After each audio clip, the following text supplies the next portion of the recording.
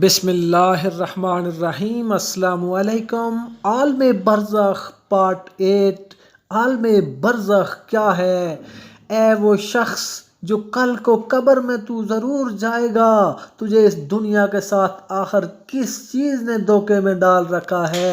تجھے امید ہے کہ یہ کم بخت دنیا تیرے ساتھ رہے گی؟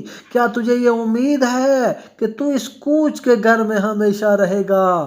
تیرے یہ وسیع مکان، تیرے باغوں کے پکے ہوئے پھل، تیرے نرم نرم بسترے، تیری گرمی سردی کے جوڑے، یہ سب کے سب ایک دم رکھے جائیں گے جب ملک الموت آ کر مسلط ہو جائے گا۔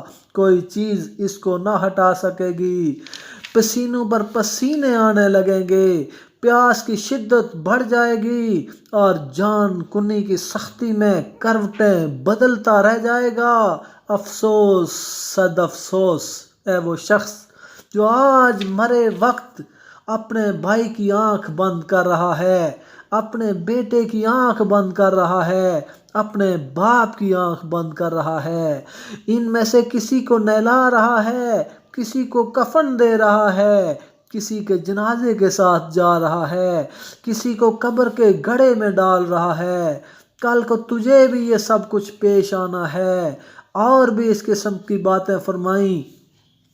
پھر دو شعر پڑھے گئے جن کا ترجمہ یہ ہے: آدمی ایسی چیز کے ساتھ خوش ہوتا ہے جو عنقریب فنا ہونے والی ہے، اور لمبی لمبی آرزوؤں اور دنیا کی امیدوں میں مشغول رہتا ہے۔ ارے بے وقوف، خواب کی لذتوں سے دھوکہ میں نہیں پڑا کرتے۔ تیرا سارا دن غفلت میں گزرتا ہے اور تیری ساری رات سونے میں گزرتی ہے، اور موت تیرے اوپر سوار ہے۔ آج تو وہ کام کر رہا ہے کہ کل کو ان پر رنج کرے گا، افسوس کرے گا۔ دنیا میں چوپائے اسی طرح زندگی گزارتے ہیں جس طرح تو گزارتا ہے۔ کہتے ہیں کہ اس واقعے کے بعد ایک ہفتہ بھی نہ گزرا تھا کہ حضرت عمر بن عبدالعزیز کا وصال ہو گیا۔ اللہ پاک دین کو سمجھنے اور اس پر عمل کرنے کی توفیق عطا فرمائے۔ قبر میں جا کر ہر کوئی پچھتائے گا، افسوس کرے گا کہ میں نے دنیا میں نمازیں کیوں نہ پڑھیں، بہت زیادہ صدقات اللہ کے راستے میں کیوں نہ دیے۔